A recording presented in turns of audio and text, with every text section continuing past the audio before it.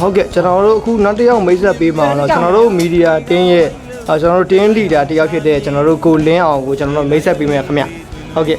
ကျွန်တော်တို့မြင်တဲ့အတိုင်းပါပဲဓာတ်ပုံရိုက်တဲ့နေရာအစကျွန်တော်တို့သူကလုံးဝ perfect တယောက်ပဲပေါ့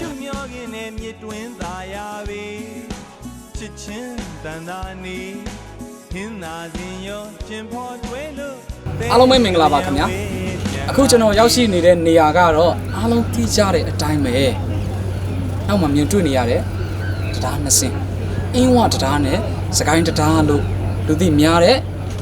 စကိုင်းမြို့ကိုရောက်ရှိနေတာဖြစ်ပါတယ်သင်္ခေယစောယွန်းတည်ထားခဲ့တဲ့စကိုင်းမြို့ကြီးမှာပင်ကိုင်းလို့စကိုင်းတည်တယ်ဆိုတော့စကားကိုလည်းကြားဘူးမှာပေါ့နော်စစ်ပင်ကြီးကကိုင်းနေဆိုအဲ့စစ်ပင်ကြီးကိုင်းနေဆိုတဲ့နေရာကအခုကျွန်တော်လက်ညှိုးညွှန်လိုက်တဲ့နေရာပေါ့နော်စကုမော်အရက်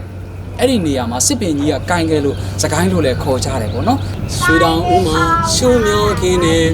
မြစ်တွင်းသားရပဲဟင်းသာစင်ရောသူရှင်နှွဲလို့တဲကပယံဝဲပြန်ကားလေးဆိုတဲ့ကိုအန်ကြီးရဲ့တခြင်းတွေကလို့ဟင်းသာတွေစင်ရောတွေအတူရှင်နှွဲပြီးဝဲပြန်နေတဲ့ဒီစိတ်ကန်းဟာအခုဆိုရင်တော့ကျွန်တော်တို့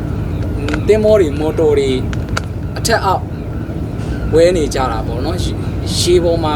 ဝဲပြီးသွားလာနေကြတာဖြစ်ပြီးတော့ business area ကြီးတစ်ခုဖြစ်ပြီးတော့အရန်ကိုစီကားတိုးတက်နေတဲ့အတွက်ဟင်းသာတွေစင်တွေတော့မရှိတော့ပါဘူးဒါပေမဲ့တစ်ခါမှာတော့ကျွန်တော်တို့စိတ်ကြည်နူးစရာလေးတွေတော့တွေ့နိုင်ပါတယ်ကျွန်တော်လိုမျိုးစိတ်ကြည်နူးစရာလေးတွေကြည့်ချင်တယ်ဆိုရင်တော့အခုဒီမှာမြင်ရတဲ့ရွှေတောင်ဦးမော်ရှုမျော်ခင်းကိုလာရောက်ပြီးတော့အပန်းဖြေချဖို့အားလုံးကို max စိတ်ပေးရင်းနဲ့ပဲကျွန်တော်ရဲ့ vlog လေးကိုဒီမှာပဲအဆုံးသတ်လိုက်ပါတယ်အားလုံးကိုကျေးဇူးတင်ပါတယ်ခင်ဗျာ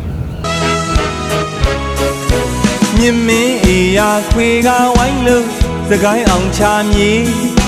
ရေလိုင်းကလေးတွေတွင်မြူတော့ငွေအောင်ဖြူကနေချွေရောင်ဦးမော်ကျူမျောခင်းနဲ့မြစ်တွင်းသားရပဲချစ်ချင်းတန်တာနေ